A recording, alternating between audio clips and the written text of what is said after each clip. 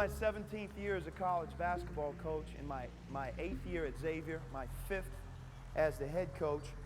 And I feel like we've developed a system defensively that allows us to be successful. And I would say this, backing up my man-to-man defense or our man-to-man defense at Xavier, can it beat the best teams on your schedule, your defensive philosophy, whatever it is? Can you advance in tournaments defending that way against so many different styles and players? Can you win on the road playing your style of defense, your system? Do you improve as the season goes on defensively, or do you deteriorate? And players in your program, do they improve individually as defenders? Those are really the questions that I asked myself several years ago when I became the head coach. 90% of what we do, if not more, is half-court man-to-man defense. And the success of our program that we've recently experienced, whether it be advancing in the NCAA tournament, this past year we won 30 games. Some of the players in our program have been defensive players of the year in our conference. It really stems from the identity of we're going to be really hard to score against and we're going to be tough defensively. And I think unselfishness a lot of times builds from there. 6 things, my philosophy, man-to-man defense. Number 1, you have to be committed to converting back. No easy baskets. We talk about it as halfback, fullback on every shot. Number 2, ball pressure. You have to be able to pressure the ball. The quicker your ability, the more defensive ball pressure you can. It's our pass rush. Number 3, off the ball. It's really 2 things. Keeping vision between your man and the ball. Understanding what our pack line means. Obviously, I'm stealing directly from Dick Bennett, who I hold as high regard as any coach can be held. We also play pack line off the ball, but that's balanced with what happens when you screen us. How do you do that? Number 4, we want to keep the ball out of the post. It's not okay if it gets in there. That's a bad thing. Number 5, this is sometimes a misconception. I like to really share with you today what we do, but number 5 is help early on dribble penetration. That 3-point line is the great equalizer. Defending that plus positioning is the big key to man defense today. And last, and it's what everyone talks about, but it's once again not okay to shoot an open shot against our defense. We want to challenge shots, as many and all as possible. And we want to end with the ball in our hands, defensive rebound as a team. That may sound simple, but those are the cornerstones, and that's what we talk about every day. Doing it almost exclusively playing half-court man-to-man defense. Sometimes coaches will ask me statistics. You keep a lot of them. What are the barometers for whether your defense is playing well besides winning? And I would say we've settled in on 5 and no more than 5. Number 1, field goal percentage defense. Very important. When we defend, they don't shoot a high percentage from the field. Number 2, 3-point field goal percentage and also attempts. For example, we don't want teams to shoot 33s against us and make 12. You say, well, is that a good percentage or not? 1 out of 3 from 3 is a bad thing sometimes for the defense, okay? So we want 3-point field goal percentage defense plus attempts. Third one, defensive rebounding percentage. Now, how many offensive rebounds do they get per shot they attempt? And then the last 2, we don't want to be a defensive team that, although we play man-to-man, don't trap a lot, where we don't force turnovers. Teams that can get shots consistently against us eventually will break us down. We want to force turnovers, and that's 4, being able to keep track of that. And then the last one, and I'll talk a lot about this today as well, is fouling. Fouling negates hustle. We don't want to foul. If you can combine those 5 stats with the 5th one being having an understanding that fouling is not good, you'll see it can wear out the other team and they can't get to the foul line. Before we get going here and I use these guys, let me just say a couple points for you to understand about our defense. Our point guard can pick up the other team's point guard at 3/4 court, at full court, but he's got to pick him up at half court. This is what we call our pickup line. How many players will be at the pickup line defensively? One, the man guarding the ball. The second line is what I would call the coach's box extended across the floor. We refer to that as our heat-up line. That's our ball pressure line. If you're 7 foot, we want you to be able to sit down in the stand and come this far from the basket and pressure the ball. If the offense has the ball in and around the coach's box and they're moving it without pressure, we eventually break down. It's an expectation that when that ball is around this heat-up line, that we have great ball pressure. I talked about this a minute ago, the pack line. The pack line is the invisible line. It's a smaller three-point line. And believe it or not, if you watch Dick Bennett, I'm going to mirror him, it goes about 17 feet from the basket. And it's a little smaller than the three-point line. What does that line mean? If your man doesn't have the ball, you have to have 2 feet inside the pack line at all times, minus one thing, which I'll talk about. And then the last is what we refer to as the box. I said we want the ball out of the post, and it's just a little wider than the lane, and it goes above the first marker, and then it goes a little wider than the lane to baseline. What does that mean? It means a couple things, but as a post defender, we want him to catch it on it or outside the box. We don't want him catching it inside that box. If you watched us practice, all of those points would be on the court. Heat-up line, pack line, the box, and obviously our half court is the barometer for our pickup line, okay?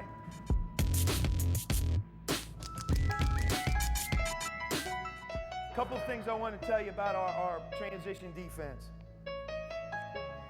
We do not rebound with 3 offensive players. We rebound with 4 offensive players. We only rebound with 3. The other 2 are halfback, fullback responsibility. And I'll put it to you this way, that if you shoot the basketball and the ball's out of my hands by that much, if I press pause on the film and you're someone designated to not offensive rebound, which is usually our 1 and 2, I should see your body going that way. If you're a 3, 4, 5, equally important, and your responsibility is to offensive rebound, I should see your body going this way, trying to fight and get around the block-out defender. But we want to make sure that we get halfback, fullback. If I could get 2 guards out, halfback, fullback would be here. If you can even drop the ball down. Shot goes up, and let's just say that it just left your teammate's hand. I don't care which one of you guys, it doesn't matter, point or 2. You guys are sprinting, and you're going to start slowing down in here, and you're going to run beyond him, and you're going to go here. Let's go to the top of the key, okay? Now, do they always get there? Does it look like that every time? No, but they're always thinking in those terms. Fullback is the guy all the way back. Halfback is the guy halfway back. And here's what we want these 2 guys to do. Number 1, to slow the ball down. If I catch an outlet and I don't advance past it, while your 3 teammates are offensive rebound and getting back into play, you're still running back, right? You're getting back, but you're going to slow me down. You've got to stop the ball, all right? Let's just say another player's coming in right here. Let's just make this a white jersey. Make this guy a white jersey, all right? You have the ball. You're on defense. You're the halfback, okay? And let's just say you're coming right here and you're running 1 or 2 ways. If he ran to the rim, and I want you guys to think about this, halfback, fullback, 3, 4, and 5, what are they doing? They're running hard to get back into play and get ahead of the ball. He's slowing the ball down and steering it. This player right here is always saying, am I in danger of giving up a layup or a post-up? He's got to protect the basket. In the event that there's a really good shooter and no one's running at the basket, savvy, right? You protect basket first, run an advanced pass up the floor. As he slows the ball down, you're going to make sure you guard the ball. What would you do? You would drop even with the ball. And I would like to think that the other 3 players, 3, 4, and 5, are fighting to get back into play at that point. That's a very quick version, but I can't tell you now, giving up easy baskets off of mid shots kill you if you're a man-to-man defensive team. So establishing a halfback and fullback. Again, stop the ball, protect the basket. 3, 4, and 5, fight to get back into play. Point, talk, and match up. And then I'll cover one other thing. Here's the drill we do a lot of to build this, okay? So it's black versus white, I got ball. We call it 4-on-4 baseline touch. All right, so black's on the same team, fellas. Black's across the foul line, and white's across the baseline, 4-on-4. Let's go 2 lane lines, and the other 2 guys are on the 3-point line. Black, you want to match up with a player who's kind of like you, all right? We have an assistant coach with the ball here, and understand that right now, although I just talked about halfback, fullback, this is kind of a drill that's going to simulate just the quick transition. 4-on-3, 4-on-2, 4-on-4, 4-on-1, we don't know. But you really got to fight, stop the ball to protect the basket, to point, to talk, to match up, okay? What we do is this. If I say, I'm going to just, because I don't know your names, I'll just go 1, 2, 3, 4. If I say 1, who's 1? It doesn't matter who I throw the ball to, you have to touch the baseline, okay? You other 3 guys, you don't have a man. You got to sprint, talk, match up. As a matter of fact, with 3 guys, you probably form kind of a triangle, and you run hard to get back into play. If I say 1 and 2, I don't care who I throw the ball to, you touch the baseline. What are you 2 guys doing? You're sprinting. 1 guy's got hoop, 1 guy's got ball. If I say nobody, then all 4 of you guys got to sprint, you got to point, you got to talk, and you got to match up, okay? You good? Now, when we flip it down there, you're 1, 2, 3, and 4. And we'll flip it, meaning you'll be across the foul line, okay? Baseline touch. Now remember now, what are we trying to do? Develop sprinting back. That's number 1. You got to run hard, play hard. You got to stop the ball, protect the basket, point, talk, match up. All right. You guys are playing live. I'm one of these good clinicians that let you do things. All right, you ready? 1. Gotta talk, gotta talk, gotta talk. Through your hands. Good. We not stop. Let's bring that scenario back. Everyone go where they were, including number 1, who's right here. The guy who touched the baseline. Go where you were, up court. Okay, go where you were. Who had the ball? All right, you had the ball. Go exactly where you were. Stop right there. One point I'd make is this in transition defense. We call this guy the trailer. It happens all the time. Let's pretend he's our center. He fell down. Trailer means he's behind the ball.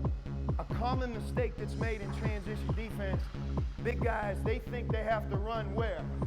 To either their man or the hoop. Well, right now it's 4-on-3. There is no man. Matter of fact, if these 3 guys are doing their job, we know that they stop the ball and protect the basket at all times. The trailer rule is he will always guard the man at the top or opposite. Meaning, where did you pass the ball? Okay, so go ahead. First pass. Now, as you do this drill more, you got ball, knowing he's fighting to get back into play, he's either going to go here, top, or opposite, but you got to point, talk, and match up. He may say, I got you, go over there, right? And then quickly, we're able to take a 4-on-3 and make it a 4-on-4. The trailer always stops at the top or opposite. He can't run to the basket or his man. And that, by the way, doesn't mean it could be your 1 man. It could be your 5 man. That's the rule. Okay, let's flip it. You guys remember your numbers? Remember your numbers? Remember, if I say no one, you just got to turn and get back. No one. Good. Who you got? Talk. Who you have? Who you have? Good. Great job. Good. Play it live.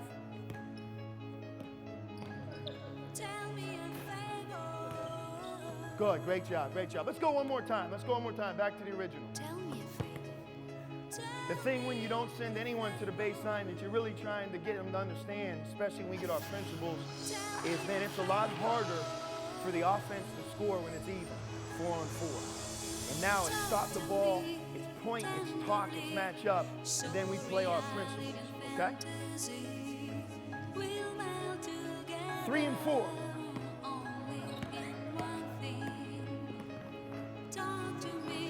Talk, you gotta talk. Great job, Black.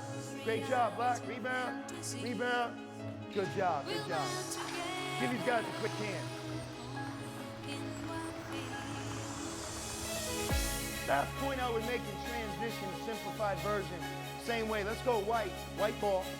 And let's say we threw an advanced pass right here to the right, okay? You got ball, and that's right. Let's go corner, wing. One common mistake, something that we really try to watch, we call it full court shell. You know when you go half court shell, the players seem to always be in the right place. And then you start going up and down, and the player, especially the bad defender, he all of a sudden loses his mind and just starts gravitating towards his man, like there's a magnet attached to him and his man. Well, one thing in transition defense, we always talk about forming the eye, which would mean you got ball, we know that.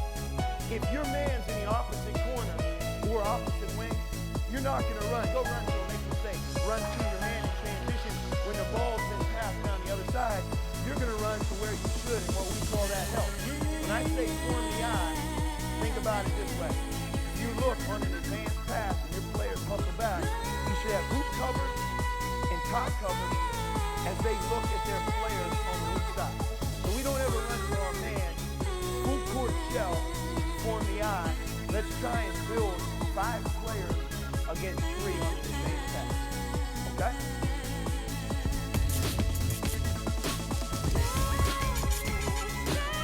The best advice I got listening to Dick Bennett talk, trying to study him, I'm sure a lot of you guys have as well. You can't determine how you're going to play man-to-man defense unless you know first and foremost how you're going to defend the post.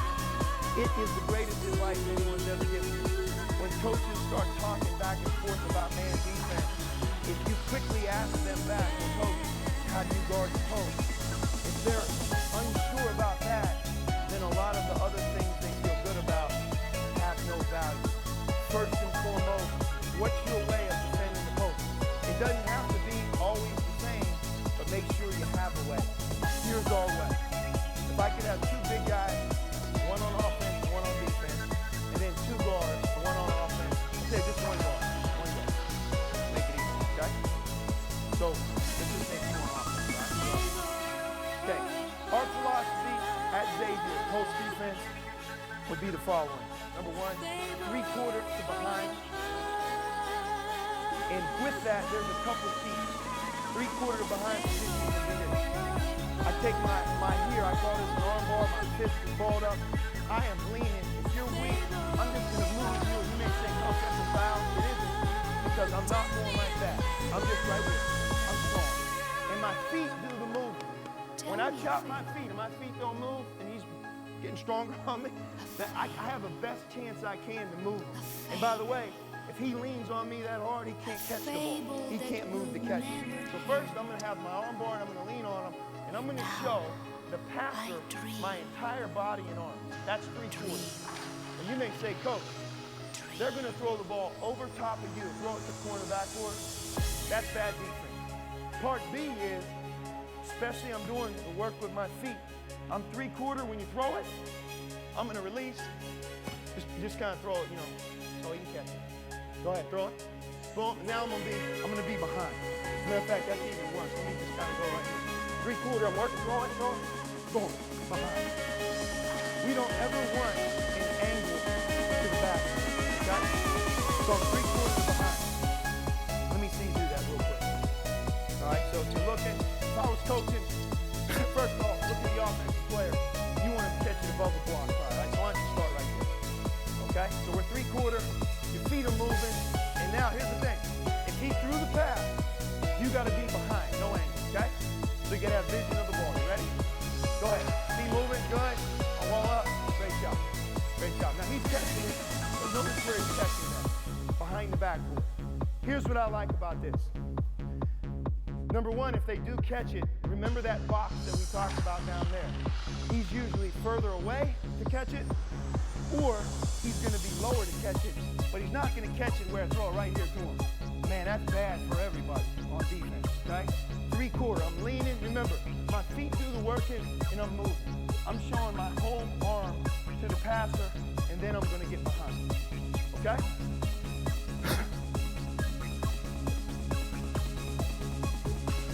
The second part, if I can get one other player up top here, and you say, Coach, why 3/4 behind? Do this. The other thing we're really going to fight against is no ducking. We call them gut passes. So I'm on the high side, 3/4. He's looking. If he would already in position now to be what we call on the line, up the line. I know that's a simple term. It's the line of the ball to the offensive man. You want to be on it, you want to be up a little bit. Come on up a little bit, okay? And again, how far up the line you want to come, you got to be able to cover it. Because if that ball's passed back to your teammate, boom, we're back to three-quarter. Throw it to the top, boom, we're going here. Coaches will say, what happens if they try and duck you in, coach? The way we talk them through these terms, if he tries to duck you in, it's a war. We really don't care. What we want to send the message to this guy is, it's not worth me risking a turnover. That's a battle. You could chest front him, which we do right here. Try and duck me in here real quick. Don't kill me. I'm going like that. I can, for a second, duck you in for a minute and be full-fronted. Thing I'm not going to do is duck me in. I'm not doing that. That's bad defense. That is a cardinal sin in our defense, okay? So three-quarter to behind also protects against the duck-in pass. Okay, no switching. We don't switch. And now the other point that I would say is if you were opposite, let me take your spot for a minute. Right now, if the ball was up top in our post defense, I'm going to stay true to my rules. I'm on the line, up the line. I'm worried about the duck-in because the coach is going to kill me if he catches the duck-in, right? When it's thrown opposite, I'm going to jump to the ball a minute. I'm going to see both. That's the rule of our defense. And what would we do in our defense if he cut flash top? We deny all flash cuts inside the pack line. And remember, that pack line's 15 feet, not the college line. If you come back. The other thing now, I'm on the line, up the line. I'm seeing both. If you cutted me, we smash the cutter. And smash the cutter means don't foul. Like, I'm not going to run at him and go, don't foul. Coach, I smashed the cutter. No, you didn't. You fouled him. Smashing the cutter means I'm going to wait. I'm going to absorb him. I'm not going to hit him, but I'm going to protect myself. But I can't let this guy just cut right through me. And then I'm saying three-quarter to behind. There's no three-quarter to behind on that. Smash the cutter would be right here. I see both. I can hit him. I slow down, and for a second, I might even front him. Am I going to stay there? No. As he fights, eventually I'm going to get back to, keep going, three-quarters. That ball goes to the top. I'm on the line, up the line. You duck me in, I fight you like crazy. Okay? Second part is post. He gets the ball. And this evolved really in my first year because players have questions. Coach, I hear you. Three-quarter behind. What happens if he catches it? What do you want me to do? Here's our philosophy on the catch. You caught it, and I got you. Number one, in college, if you have the bar on his back when he has the ball, it's a foul. When he doesn't have the ball, you can do it. So first thing, we pop back. Pop back means I give you a little space, and my arms are here. Very important that on the pop back, your arms above the shoulders, because if he turns to shoot, I got to be able to go right there and challenge that. That's a high percentage shot. So I pop back. Many players, and we teach this, dribble to the midline. He starts power dribbling at the basket. The second part, I pop back. Now, we do the second thing, wall up. So I pop back. I can't stay back. Go ahead, power dribble. I can't just keep popping back. That's going to be a dunk, right? So as soon as he dribbles, I wall up, which means same thing. Notice my hands. Come on. Notice my hands. Boom. I'm going to hit him with my chest. I show the referee to my hands. We call it walling up. And then the last one, I don't care who he is. He may even have an offensive rebound. Anytime that he turns to shoot, we want to walk through the shooting. Ready? Go ahead. Turn. Go ahead. Do your shoot. I'm a big boy, so I'm going to do stuff. You ready? Go. That's not a foul. It's not a foul. Will they call it every once in a while? Yeah. But it's the type of play that you as the opposing coach complain about. The bottom line is, I did all the work with my lower body. I chopped my feet, my arms are up. I put my numbers on them, showed my hands to the referee. So if I went through the progression, real slow here, and I'm going to go live. Three-quarter, hold up, keep it for a minute. Three-quarter, I'm moving my feet. I'm moving here, past the top. I'm on the line, up the line. If he ducks me in, I'm going to fight him, throw back. Back to three-quarter. If he threw it in, I get behind. I pop back, dribble in. I wall up. He turns to shoot. I'm going to walk through the shooter. I'm going to be physical. I'm not going to foul. I'm going to teach that to my players. The bigger the player, the more effective that is. Okay? Here's our staple. The staple is 3 around 1. So I need right now 1 low post player. All right, here we go. Another white jersey. And then I just need 1 post defender. Okay? Now, here's the drill. Let's start it here. I'm just going to ask you to work hard 1 time on the sub you out, okay? Go through our rules as best you can. You have such a disadvantage. You know why? Your guards have no ball pressure tonight. It's going to be a long night for you. All right? You got to work. So 3/4 behind. Here's what I want. Hold it when you catch it. You can go to the top and back. Eventually, we're going to reverse it. When he reverses, don't cut. Let him smash the cutter. And then on that side, we're going to go 3/4 to behind. We're going to play live 1-on-1. Remember, when he catches it, pop back, wall up, walk through the shoes. All right, give great effort. Move your feet, move your feet. Here we go. Good, good pass. On the line up, pass. Great job, great job. See how he's moving a pass? Okay, hold the cut. Pass, other way. Good, see both. Good, smash the cutter. Good, cut, front him. Go, go, go.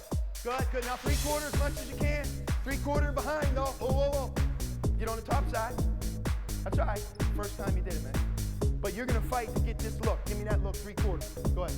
Good. Remember, ball your fist up, arm bar. And now if he throws it, you have to be behind. Okay? Ready? Go. Throw it. Good. Walk.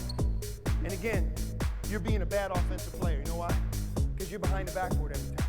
Okay, go again. All right, right here. Stay right here. Let's try to catch the ball. Like start higher. Good. Take your game line. 3/4. Good. Behind. Good. There you go. Stop. What's the first move? Got to have the hands up. You know why? He's a good passer too. So when you pop back, boom. Go ahead, play it from there. Pop back. Good. Wall up. When he goes, wall up. Go. Score. Wall up. Walk through him. Walk through the shooter. Good. And obviously, first time, I'm showing you though the drill we do to teach our post guys. We'll sometimes go. You got to guard 2 or 3 guys. You got to get a stop. Sometimes it's 1 or none. Let's give another guy a chance. Here we go. Give another guy a chance. Give it your best. It doesn't matter. Guards sometimes get posted as well. You ready? Passing, do the same thing. Right, here we go. 3/4. Good, good, good. On the line, up the line. Good, good. 3/4. Good. Great job. Pass. Hold the guy. Smash. Hit him. Good. Nice front. Get back to 3/4 now. Okay. Go, go. Get behind. Good. Walk through him. Good. Not bad. Not bad. Obviously a big disadvantage there. Good job, fellas. Good job. Now, second part of our post defense. And this is even more. Now I need 3 perimeter defenders. Come on now. And I'm just going to talk concepts. The second rule, and a lot of times, while we have 3 around 1 playing 1-on-1, down the other end, we have 3 around 1 playing 3-on-3 live on the perimeter. What we do here is, you're not even, yeah, so just the white jersey. Right? What we're doing, we'll get to position in a minute, is, what do these 2 guys do? So throw it here. Let's define this for you. When it goes in, ball side. We never, ever go to the ball side. Yep, we go rush to the baseline. So I would say this week, Larry Brown talks about this a lot when he talks about defense. When he throws it over your head, you put your butt to the baseline, you can see the whole court. If he throws it over your head and you put your butt to half court, you can only see your man. So anytime he throws it in, we're going to go like this. If you cut, I'll go with you, but let's just say you don't cut. Throw it in. I may fake like I'm coming, but the easiest shot that kills your defense is when you do come, because it's just a chest pass to a wide open shooter. We stay at home ball side. Got that? Where we don't stay at home is from the top. And by the way, it's never as simple as him just being. He's moving into this area. He set a screen in the top. But when he catches the ball in the post, we crowd the post, but especially from the top. And our rule, it really works if you're making these turns. If he hasn't dribbled, you got to know your scouting. How good of a passer is he? Is he a turnover guy? And who are you guarding? That's going to tell me how far he's got. But if that's a non-shooter, he's a high turnover guy. I'm really tough. I mean, I'm trying to almost create habits. The greatest time to really come is when he dribbles. Because big guy in the post, while they're dribbling, have a hard time picking it up, and then being able to deliver a sharp pass.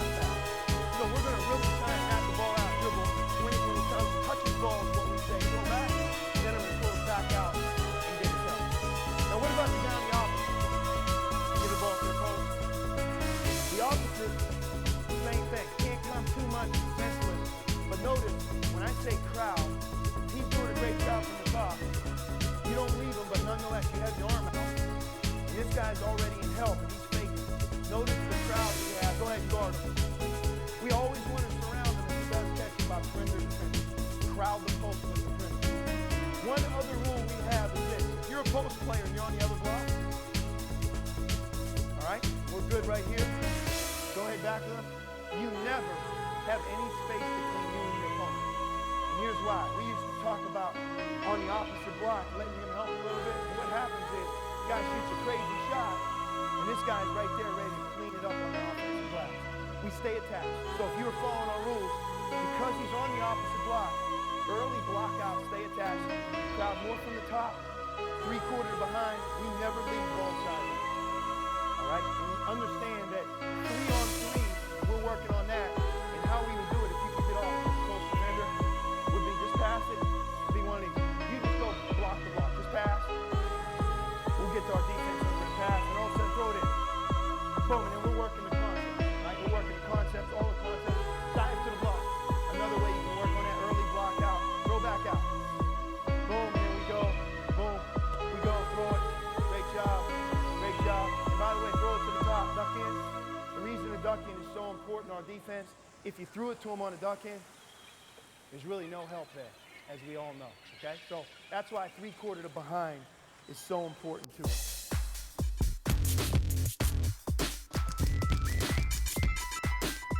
On the ball, very important. Here's the first thing that might surprise you. Give the ball to this guy. We want to pressure the ball, but this is called the forward spot. If you remember down that end, we're 3/4 on top to behind. Anytime you guard the ball in the forward spot, our terminology is you cannot get beat to the outside. If you say, where do you position, coach? I'd say my head is going to be more on his lower hip, and I'm not going to get beat in a straight line middle. We know that's a disaster, but I cannot in our defense get beat baseline. Go ahead, because if two post guys could just come out, you come on out again. How can I ask this guy to bust his butt 3/4 baseline drive, and then also be able to help? No, go ahead, just drive and shoot a layup. Right? Baseline drive, I can't, I have no help. Conversely, guard him right here real quick. You just show that 3/4, give him that 3/4, right? If he's 3/4 and he's got the arm bar and he's working, and I'm pressuring the ball and I'm on the low side, number one, I have more help middle, and we'll get to these guys in a second. Think about the post pass. I'm really taking the angle away. One of the things I said at the beginning, we do not want the ball to get to the post, okay? So that's our foot positioning on the forward spot. All right, you guys can get off. On the ball. On the ball, no matter who I am, remember the heat up line. I'm going to be in the stand. Guys ask all the time, coach, how do I know I'm close enough? Reach out and touch the shit, okay? And that's the sign of toughness. I mean, when's the last time you're on offense? You got this crazy guy sitting smacking in your stomach like that, right? I mean, you want to let you know where you're at. And the longer that I am from 7 foot, I don't need to get as close as I am 5'9". So we want to be within touching distance. Obviously, we want to head here. We want to butt. We don't want to reach 1 foot slightly ahead of the other, all that stuff. I want to cover 2 things with you. This is how we teach close out. And because we're a pack line team, I feel like we close out a lot. Ball, let's say, I'm guarding him.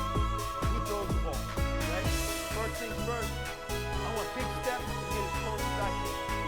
As I approach, short, choppy steps, my head's back, and I have high hands. If you came to watch us play, you would hear our coaches would probably say high hands more than any 2 words throughout the day.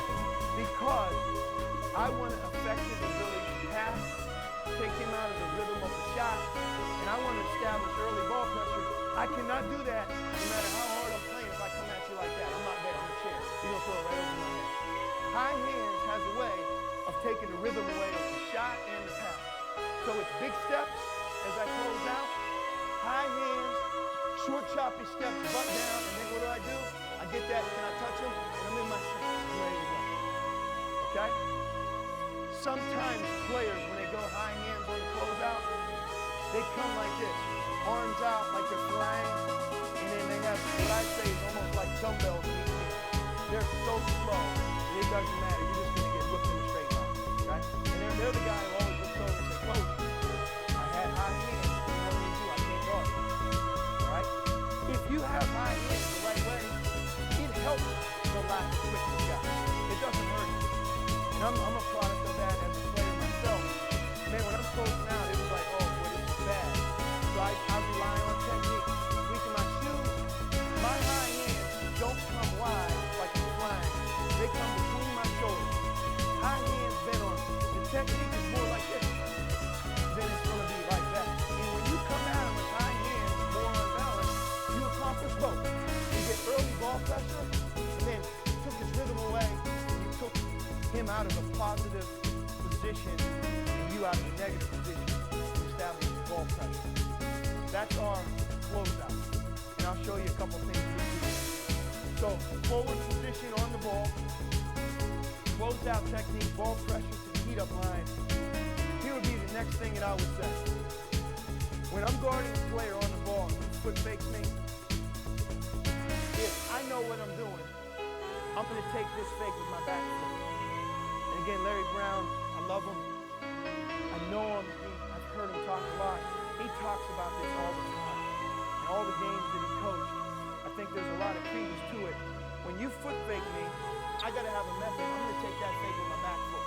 So if he jab steps, I'm like that. And now you say, Coach, you're too far away. Yeah. Then I'm going to bounce back up. I'm not going to let you jab, and move that way. I'm done, right? I got nails in my shoes. Anytime I got a defensive stance and he foot fakes me, I'm taking it with my back foot. And then I'm going to creep back up. And by the way, there's 8 other players on the court. He can only hold the ball for so long. If I take fakes with my back foot and I close out with high hands, I'm doing what we want, and that is I'm occupying his time and I'm establishing toughness on the ball. Okay? The last part, anytime that I guard the ball and he pass, I'm going to jump to the ball and I'm going to get inside the pack line, which I'm going to right now. I got this guy, high hands on a closeout, jab step, take fakes with the back foot, I'm tracing the ball, I'm active, pass it. I got to always jump to the ball. That's another thing that we talk a lot about. Now, the pack line, okay?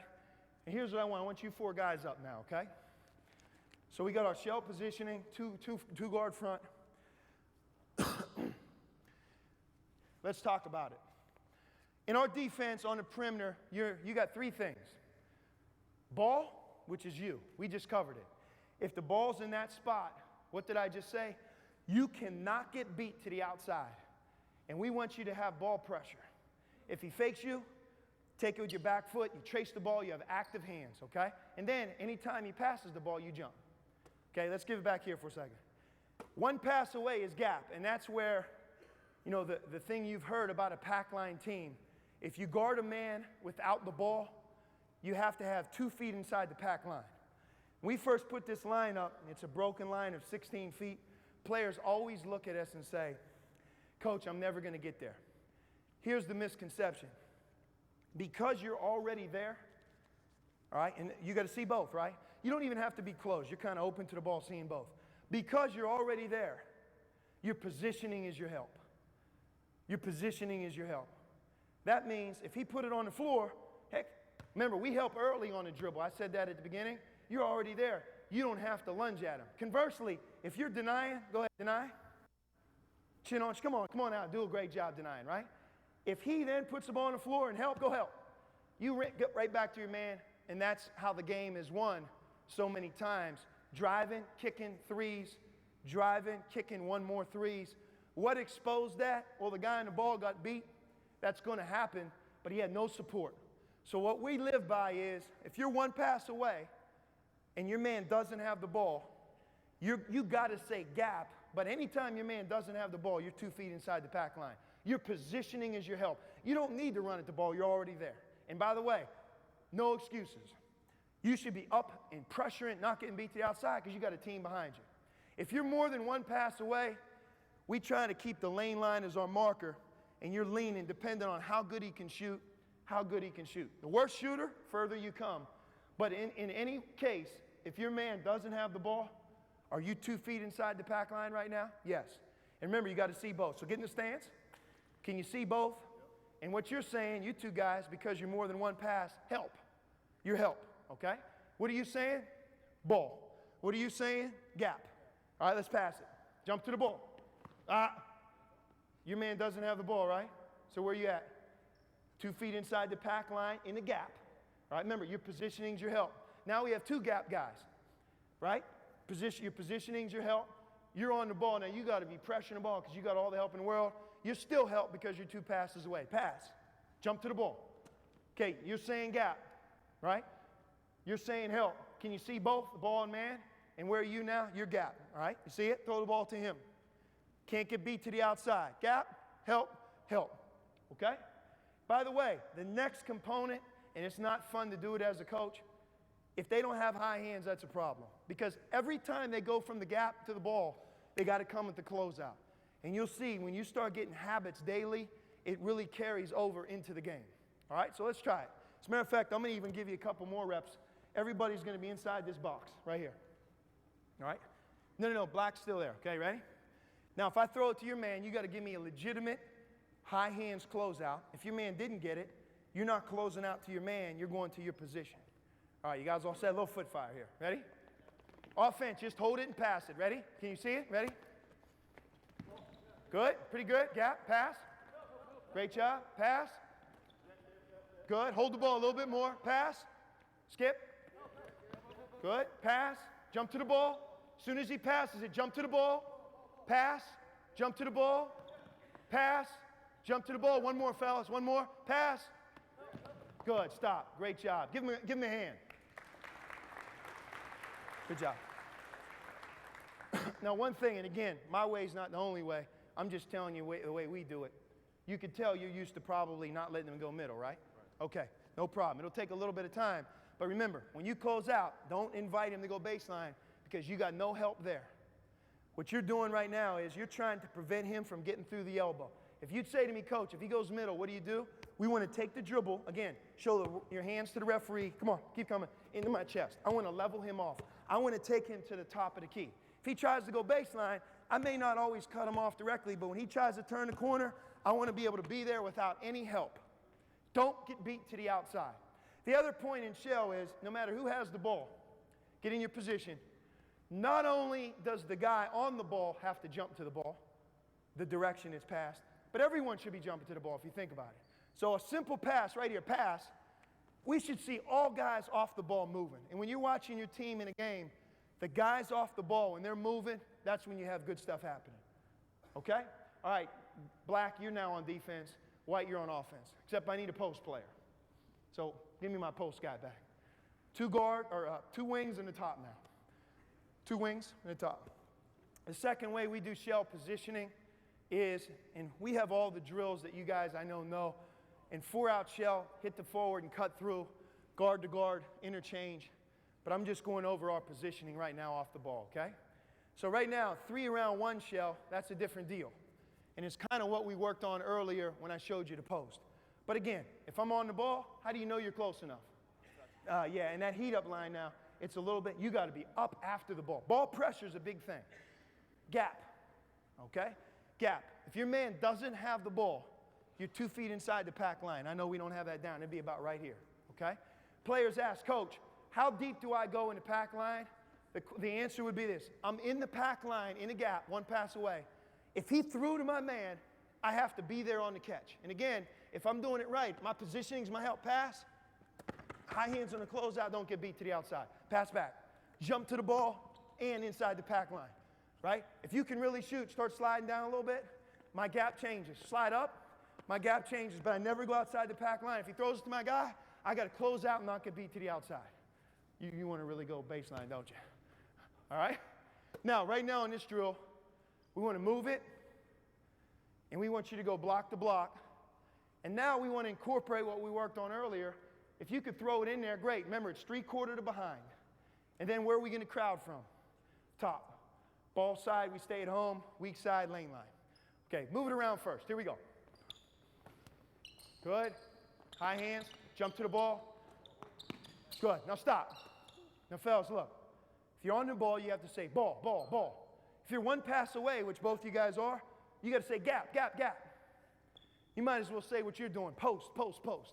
Got to communicate on defense. We know that, right? Ready? Here we go. pass, high hands. Good, jump to the ball, jump, gap. Good, skip, don't get beat to the outside. Stop. Hold up. You know what you didn't do on the skip pass? Go ahead back. Yeah, he shot it. Right now you're taking the ball out of bounds. Coach is really upset. Me, I'm real upset. I'm saying, what is he doesn't pay attention? Okay, remember now, skip pass, dangerous. Be there on the catch. Your gap and your positioning is always, I'll be there if he catches it, coach, and you got to be there with high hands. All right, throw the same pass. Skip, don't get beat to the outside. Good job. Gap. Good. Pass it. Okay, let's get it to the post. Search. Good. That's right. Search. Okay, stop. Give it back to the wing. Okay. Remember, go live even in the post. Remember, our objective here with this guy isn't to give him an angle. Right? I'm showing him this, but when he passes it, I'm going to get behind. The other point is this. You have to have pressure on him. If you don't, that's tough. Let's try to make 3 or 4 passes, and if we can get it in, great. Really watching the post guy now. 3/4 to behind. All right, here we go. Jump to the ball. Good, crowd, high hands, good, gap, high hands, good, gap, good. Try to get it in one more time. Try to get it, skip. Good, okay, good, stop. And by the way, if he would have caught it there, not a problem, that was a tough one. He skipped it, and if he caught it there, he was outside the box. Don't foul, and this dude right here is going to really help. He's going to crowd from the top, okay? Okay, here's 2 drills we do. I need 2 guys. Let's go 2 guards, all right? I'm 4 guys. 2 guards on offense, 2 guards on defense. Okay? So we talked about our positioning and ball pressure. We showed you 4-out shell. Now, this is what we call 2-on-2, help side to close out, all right? I think it's the best way of really starting to teach players how to play the pack line and how to close out properly, okay? Coach is always unguarded at the top. You guys can slide to the corner and up. You can move because you want to change their gap. And what you're going to do right now is you're just going to kind of pass to each other and to me. And then all of a sudden what I'm going to do is I'm going to throw it to one of them. And when I do, I'm going to say live. Live means that you 2 guys are off. Live means you only have 2 dribbles and you got to guard your yard. That's what we say, right? Guard the ball. Can't get beat to the outside and work. Same thing. Can't get beat to the outside and work. Make it tough. 2 dribbles. If he only has 2 dribbles, you're either not playing hard or you went for a fake for him to get directly by you. We can live with the contested shot. All right, guys, ready? What are you saying? Gap, right? Gap, slide, ready? High hands. Go, stop. Go again, all right? Remember now, be aggressive. Be aggressive. He can't do anything right now until I say live anyway. Show off a little bit. High hands on the closeout. Scream at him. Can't get beat to the baseline. Your help. You're 2 passes away. So you're saying help. When the ball hits me, you should be saying gap. Okay, ready? You should be saying ball. Ready? High hands. Good. Great, gap. Fake at me. Good. High hands. Help, your help over there. Good, gap. Good. Good, slide down. Good, where's your gap? Slide back. Live. Good, now offense is off. It's just one-on-one right there, okay? Okay, let's go again. Here we go. Remember, now, what are we working on? What's our purpose for doing this drill? Gaps, help on the ball, close out properly. When he moves, you move. Your gap always changes. See both. You got to see the ball and the man, okay? All right, here we go. You ready? What are you saying? High hands. Good gap. Good skip. Good. See both. Good. Live. Good. Okay, now, you guys may say, Coach, they're getting beat in a straight line middle, and they are. Obviously, 1-on-1 is more difficult than 5-on-5. But the more they do it, the more they'll be comfortable at closing out, not getting beat to the outside, okay? If I had these guys just because we're teaching a different style, we would do what we call Vegas closeout. Everyone under the basket real quick. You're good? So you got ball. And a great way of working on the closeout is you're under the basket, right? You're going to throw me the ball and you're going to close out on me properly. Ready? Here we go. High hands. Good. If I jab, what are you doing? Good. Next in line. Go. Quick. High hands. Good. Don't get beat to the outside. Flip your feet. Don't get beat to the outside, right? There you go. Good, good. Jab. Good job. Good. Good. Next. High hands. Come on, give me high hands. Good. Great job. Don't get beat to the outside. Good. Great job. Good. One more. Good. Here we go. Good. Good. Jab. Good. Great job. And a lot of times, Vegas closeout will be one of the first things we would do, and we would have a line at the top, both wings, and many times we'll have 3 balls going, trying to build those habits of closing out properly. Again, on that closeout, players, you don't want them coming this way to high hands. Bend arms through your shoulders on high hands, okay? So that was closeout the help side. All right, 2 guys up now. Tell you what, 2 white jerseys, come on up. Okay, you 2 guys, one guy's, you're right here, you're right here. You're on this wing, and you're on that wing. You're with me. Here we go. Okay, your foul line extended. Okay, you guys are just on offense now. Here's what we're doing. Ready? Okay, we call this the second way of working on the ball and off ball position is what we call Xavier one-on-one. Okay, so you got ball right here. You're guarding him. All right, you ready? So we're just going to check it up. Got established ball pressure. And then this guy, what he's going to do is he can throw either way. Let's say you go right. What do you got to do? Jump to the ball. And now, when he cuts, you got to feel him. Feel him. See the ball, right? Feel him, see the ball. He may stop in the post. If he stops in the post, 3/4. Now, here's what's happening. I now stepped on. All right? I now stepped on. As a matter of fact, you could come right here. We'll even do it this way. Okay, so you're going to start at half court, and then when he passes, right here. All right, so you're looking, and then when it's thrown to the teammate up top, here's what we're doing. You're not in the post now. You're guarding him. You're now going to go cut out to the wing. And now, as he's cutting out to the wing, remember now, you're not denying you're going into your gap, right? Because you're one pass away, and you may hold it. Matter of fact, I'll play your spot. Faking at him with the dribble, your positioning's your help, and then we're going to throw it to him, and then here we go. Okay? All right, here we go. I got your spot. All right? Called Xavier one-on-one. Cut. Good, 3/4, good. Good, gap, where's your gap? Gap, say gap, gotta hear you. Gap, fake at me. Good, ready? High hands. Good. Great job. Okay, good. Let's go again. Start on this wing now, all right? Here we go, same thing. Let's see if you can get a couple stops now. I really want to see you really guard, okay? You're starting this wing. The reason why I have him starting on this wing, now when you have the ball at top, you can throw to either side. If he throws to this side, you're off. If he throws to this side, you're off. Hard cut, look in the post, go. Quick, cut. Good, look, good. Quick, pass right here. Great job. Gap. Can you see both? Can you sure you can see both? You only got 2 dribbles. High hands. Great job. You know what? The only thing you didn't do there at the end, challenge that shot. You didn't get beat to the outside, did a good job closing out. Flip it. You're on defense. Here we go. Same 4 in. Remember now, you can throw to either side. Try and cut hard for a layup. Here we go. Oh! Ball, hey, heat up line, right? Pressure. Come on, pressure the ball. Jump. Good, cut. Good, you're off. Cut. Look, good. Good, gap. Where's your gap? Cut out. Offense, cut out. Gap, where's your gap? Good, you see both? Good, remember, you only got 2 dribbles. High hands. Great job. Great foul. Great job. And you know what? That's big time right there because when he drove, you took it with your chest. Foul on him, big time. Close out, all right? Give these guys a hand.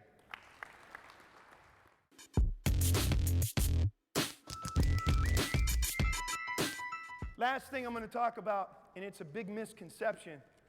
A lot of people say, Coach, I hear you on the pack line. You know, you're pressuring the ball. I see what you're doing in the post. Off the ball, you're telling me that if your man doesn't have the ball, that you have 2 feet inside the pack line. Well, okay, what happens if you're playing J.J. Redick and Duke? You're going to play him 2 feet inside the pack line?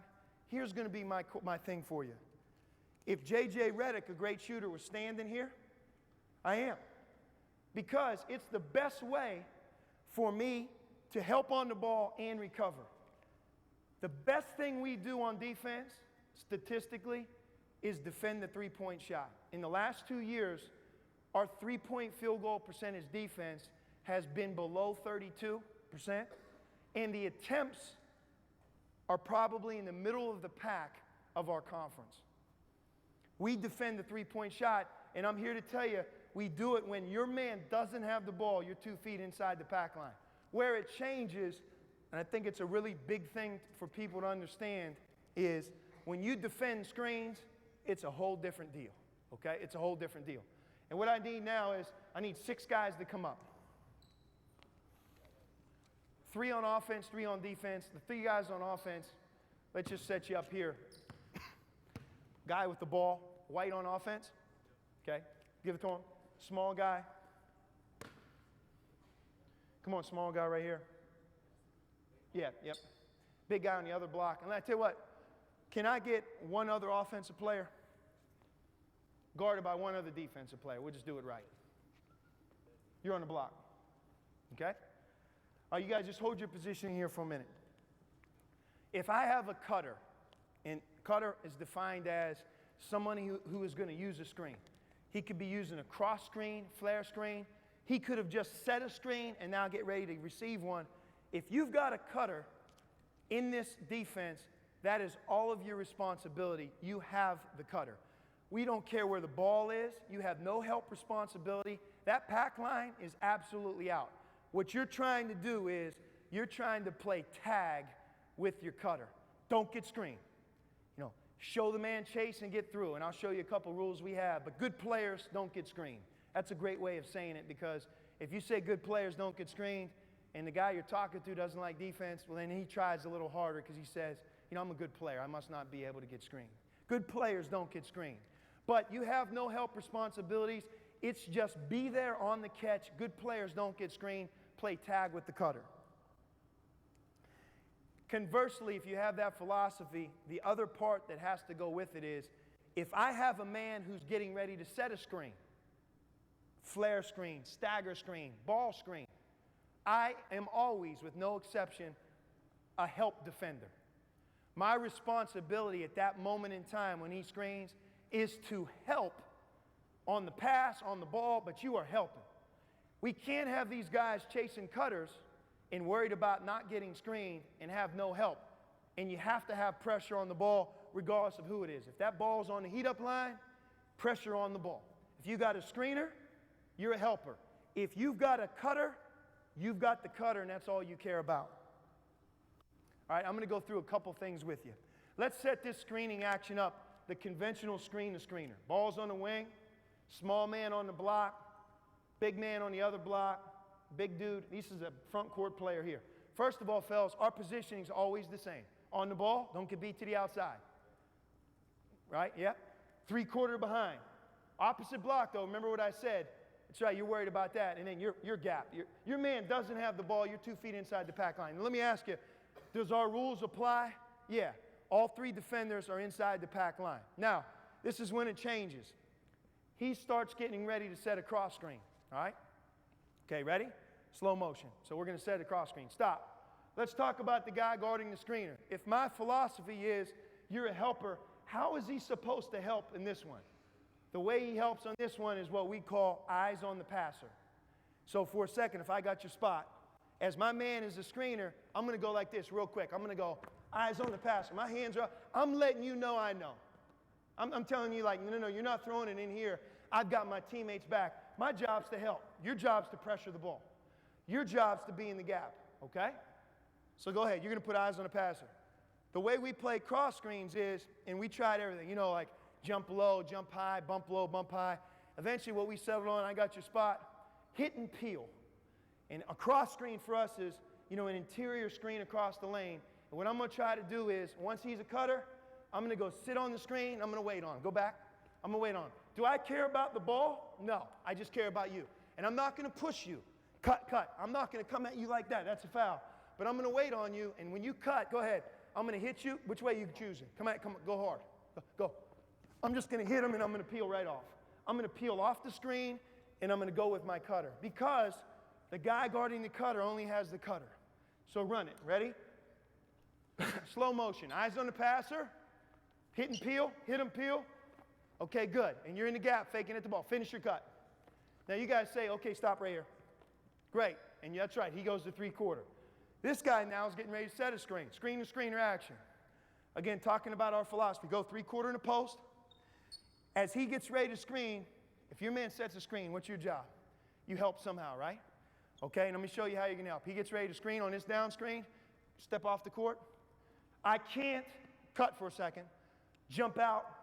We know that. He's going to throw right to my man. But what I'm going to do is, my help is, I'm going to open up, and I'm looking past it. As soon as he passes it, I'm going to jump and swipe. Go back. So here it is. Let's go all the way back. So I'm in the pack line. Go ahead, screen. Oh, he's a screener. I'm a helper. Pass. I'm waiting. Jump and swipe, and then I get back. Give the ball back here. The cutter. Go ahead, you're in now. Once I identified, and this is a great example, I had eyes on the passer. Now I'm saying, uh-oh, he went from a screener to a cutter. My whole deal is I'm playing tag. I may be late. Good players don't get screened. I got to get there, and I got to keep going. And when he catches it, I got help, and I go high hands on the closeout. By the way, throw it back. You may have heard this terminology.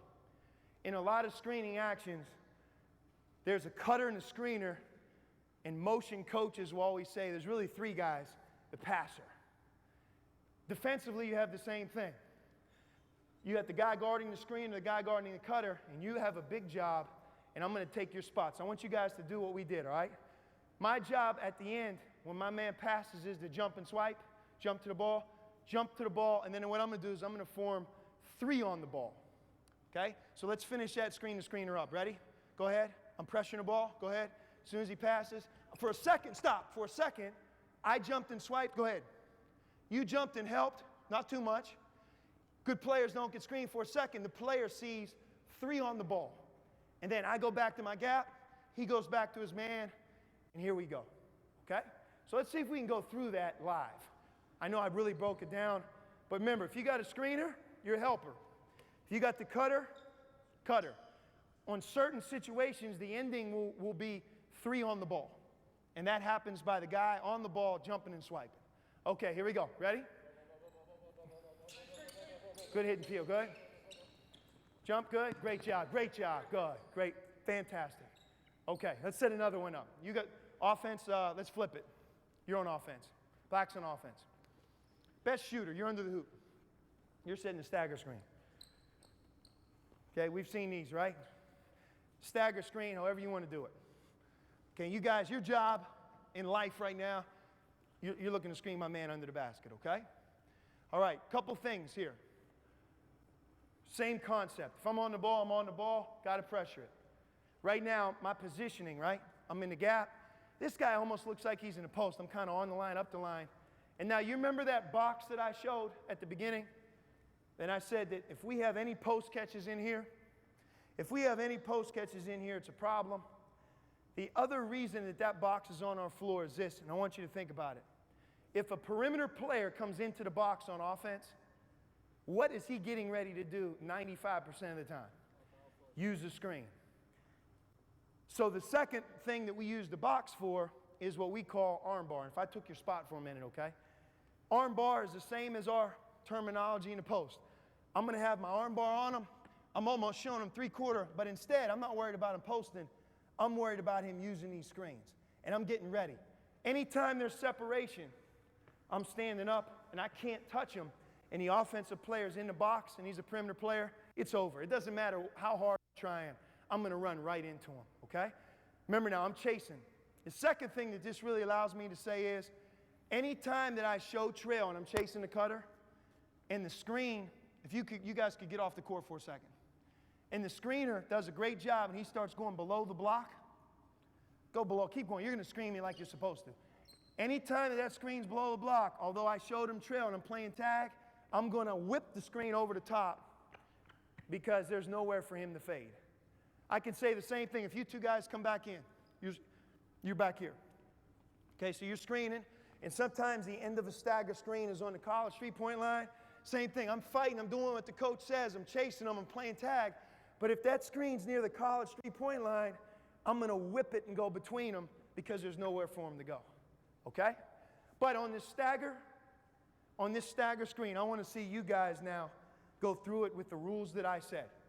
If you got the cutter, and in this case he's in the box, arm bar, good players don't get screened. You could care less about the ball. You're chasing. You two guys are helpers now. Okay? Let's see if you can figure out what your job would be on the help. All right? Here's what we're going to do. When he just comes off the stagger, just throw it to him. Okay, good. Let's go back. Okay, now I probably set you up. When you're guarding cutters, you want to show trail and play tag as much as you can. Because here's what I'm going to say to you. If I'm chasing this dude, the screen's going to move low. And when they move low, absolutely, you can go over the top. But if you start going too early and I have separation, I'm going to run into it. And when I go in, keep going. I can never run back around. That's when you see your player just bumper cars. Boom, boom, just another screen. Why did it happen? Because there was separation early. Chase the cutter. Play tag with the cutter. Okay? Now, let's go to the screener here. Let me help you out a second. In the case of a stagger screen, and again, we're always talking and telling our team what's coming. If he came off, chase them both. Keep chasing them. My job's to help throw it to him. I'm going to jump out, and I'm going to be right there. As a matter of fact, throw it back. I can even jump out earlier. You know why? Because my teammate's behind me. And what you would be saying, if you play at Xavier, what you have to say is you just got to just yell, help. I got your help. I got your help. When you tell me, say it to me. Say it to me. Good. That tells me I can jump out early. Go ahead. Come on. Keep coming. I'm really out early. Now I'm really helping my teammate. And guess what? You're helping me. You're guarding both, and then I get back. What are you doing? Jump and swipe, and let's get 3 on the ball. So let's try it. Let's do it. Put it all together now. Yeah, I tell you what. Starting half court here. You can pick them up because the pickup line, you're the point guard. All right, here we go. Ready? Stance. Here we go. Go. Good, good. Go back, go back. Pretty good job. This time I want you to chase him the whole time. Don't go through. Go, play tag with him. Stay right on his back. Get 3 on the ball at the end. Ready? Got to say help. Big guy. Ready? Go. Jump to the ball and swipe. Jump 3 on the ball. Good. Get back. Get back. Great. And now we're inside the pack line. Okay? If you ask me about a ball screen, just so we're on the same page, I would tell you that if this player's everyone off the court, you stay on. I tell you, I need one of you guys to guard the ball. If this guy right here passes, same concept, and he's a screener on the ball, well, same thing. We do what we call jump. How do I help? Well, I hedge. Ready? Go, use it. Boom, I'm going to go, boom, I'm going to jump out, and then I get back. Just another example, though, of you always being to say as a coach, always able to say, terminology. Did he set a screen? If he did, you always help. There's never any other way. If you could give these guys a big hand, that'd be great. You guys did a great job. Thank you, guys. Thanks, guys. Good luck this year. Thanks.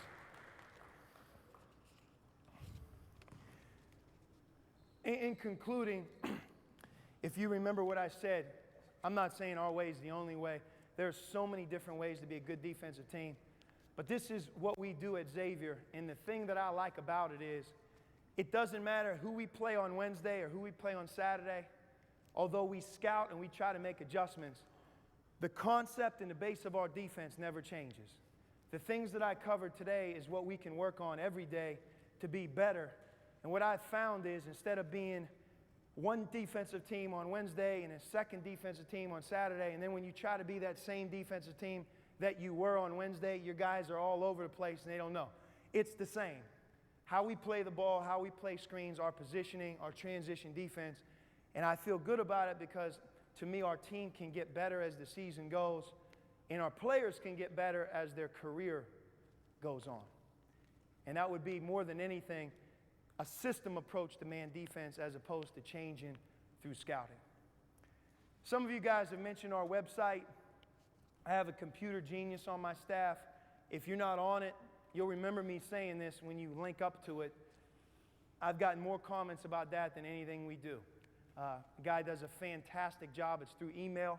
And the way you get on it is just say that you saw me in Chicago, and that email address is MERCURIO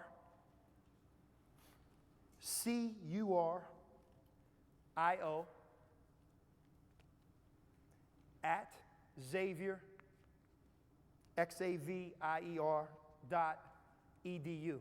Are there any coaches that have already gotten our newsletter?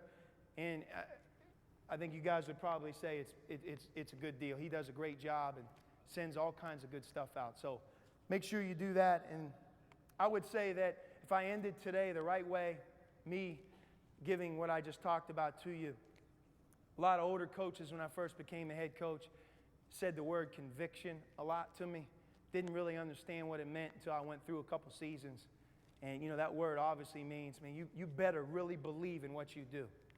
Whether it's zone, pressing, man, trapping, you have to be completely convinced that that's your way and sell to your players. And if there's one thing that I would say that has happened in our program, the system way of doing things, you know, our players have started to believe, and as they believe, you know, the improvement really seems to follow. 3 things that old coach told me about being a coach. I think about them every day. You have to be these 3 things. Honest. Players always know when you're lying. And once you do, you'll never get their trust. Part of being honest is define reality. Are they doing a good job or not? Number 2, you always have to be prepared as a coach. They will sniff out a coach who doesn't know his stuff in a minute.